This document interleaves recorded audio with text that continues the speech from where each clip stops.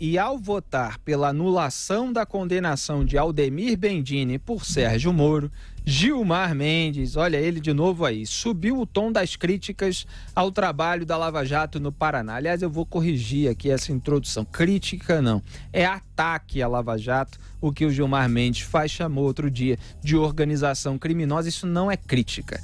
Afirmou o seguinte, aspas, a República de Curitiba nada tem de republicana, era uma ditadura completa.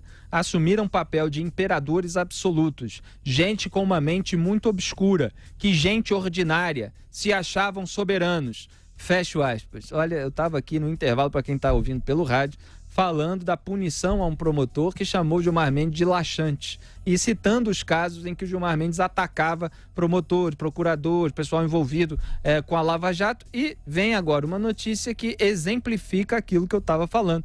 Daí a linguagem que o Gilmar Mendes usa sem que seja punido por ninguém. Então a pior ditadura é do judiciário, porque a gente não tem a quem recorrer, como dizia o Rui Barbosa. Augusto Nunes, ditadura completa, o Gilmar Mendes está acusando a República de Curitiba, segundo ele, de ser imperadores absolutos, gente com mente muito obscura. E o inquérito sigiloso, ilegal, sem objeto definido, aberto pelo presidente do Supremo, Dias Toffoli, dentro do qual foi censurada uma revista, censurado um veículo de comunicação, dentro do qual o Alexandre de Moraes tomou decisão de suspender apurações da Receita Federal envolvendo 133 contribuintes, entre os quais as esposas do Dias Toffoli e o caso do Gilmar Mendes também. Quer dizer, estão tomando decisões para impedir investigações que pudessem atingi-lo dentro de uma investigação, sendo que eles são um órgão julgador. E ele está fazendo o quê? Aquilo que o pessoal da esquerda radical sempre fez, que não estou dizendo que o Gilmar Mendes é da esquerda radical, não preciso fazer esse enquadramento ideológico, porque o Gilmar é uma figura singular, a gente teria que ter uma descrição mais completa a respeito dele. Mas o que ele está fazendo é incorrer naquele método de acusar os outros daquilo que ele faz. O Gilmar é um ministro que também é empresário e que está disposto a soltar todos os bandidos de estimação que sejam próximos dele. É disso que se trata. Ele fica aí empregando adjetivos e substantivos duros contra essas pessoas para tentar desqualificá-las. Ele é que banca o superjuiz de galinheiro, tá? Ele é um semideus de botequim. Ele acha que é dono da verdade, ele desqualifica todos os outros. E quem discorda, ele liga para o patrão para pedir a demissão, porque ele não pode ser contestado. Né? Ele, que é o defensor da democracia, não admite a liberdade de expressão, pois vai engolir o que a gente ouve.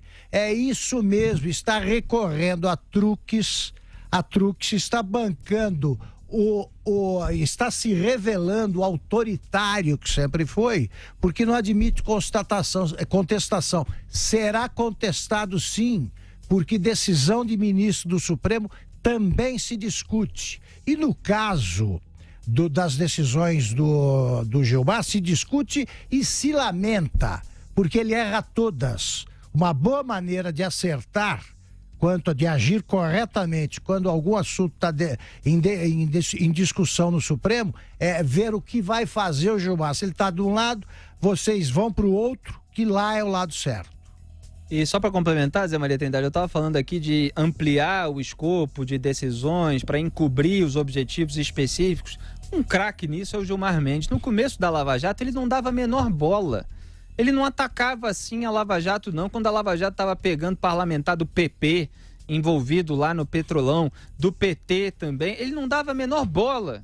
Começou a dar bola quando? Quando a Lava Jato começou a investigar e atingir a alta cúpula tucana, membros do PSDB, o partido que o colocou no Supremo Tribunal Federal, no governo do Fernando Henrique Cardoso, que o nomeou ministro do Supremo. Quando a Lava Jato, quando as demais investigações foram chegando perto do ex-presidente, do então presidente, dependendo da época, Michel Temer, amigão de Gilmar Mendes. Aí ele começou... se aproximando do Judiciário e do Supremo. E se aproximando, também, obviamente, do Supremo Tribunal Federal, como eu estava falando aqui no caso do inquérito, porque havia apurações na Receita Federal que poderiam atingir o próprio Gilmar Mendes. Então ele mudou de posição, inclusive a posição sobre a prisão após condenação em segunda instância, porque em outubro de 2016 ele votou a favor. Aí os tribunais de segunda instância começaram a mandar para cadeia os bandidos. Ah, não, tá prendendo demais e tal. Tudo conforme a Lava Jato ia avançando em cima dos tucanos e do Michel Temer, dos camaradas do Gilmar Mendes, como mostraram as próprias investigações, que mostram conversas de telefone, conversas de WhatsApp com Aécio Neves, dezenas delas. Então, é muito curioso notar aí a mudança de comportamento do Gilmar Mendes e como ele acusa os outros de fazer aquilo que ele faz. Maria Trindade? Pois é, no princípio ali o Supremo tinha os ciúmes, né? Os ministros revelavam lá, através de palavras, sobre a história lá de República, de Curitiba, diziam que montaram um Supremo Tribunal Federal.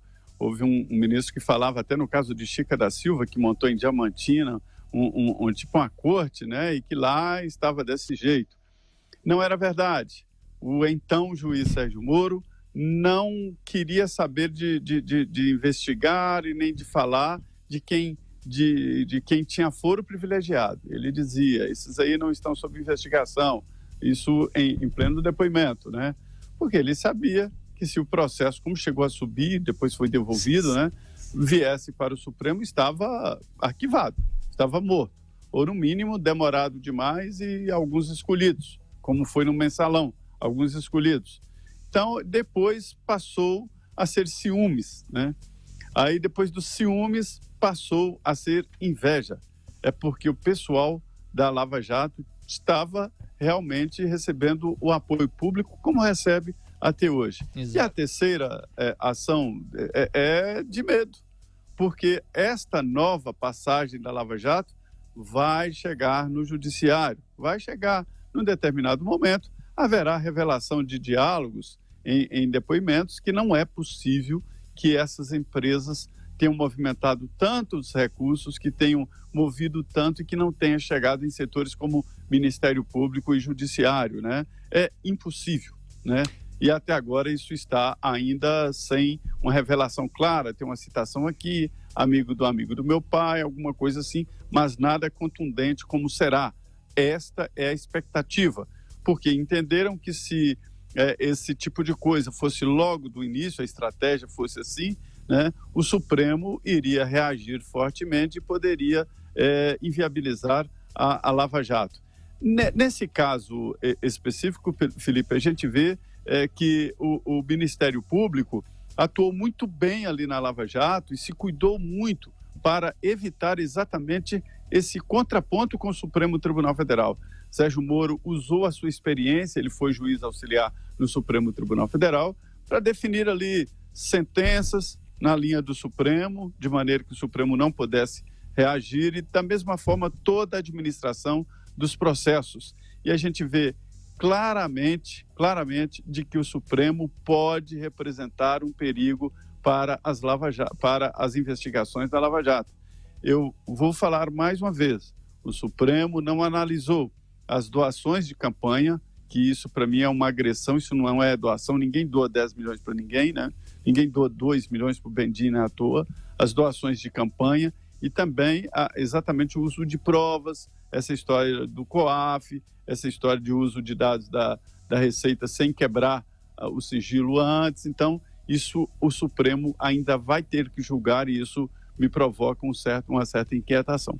A insolência vai crescendo gradativamente, né? Até recentemente, lembrou bem o Felipe, eles figuravam entre o que eu chamo de vigaristas da adversativa, né? Só a favor da Lava Jato, mas, e aí é que vem, agora ele já não tem mais a preocupação em declarar apoio, que nunca existiu, né, da parte desses ministros, a Lava Jato. Eles já vão direto aí atacando e agora chamam de organização criminosa. Eles estão muito mais próximos da formação, eles é que estão próximos da formação de uma organização criminosa.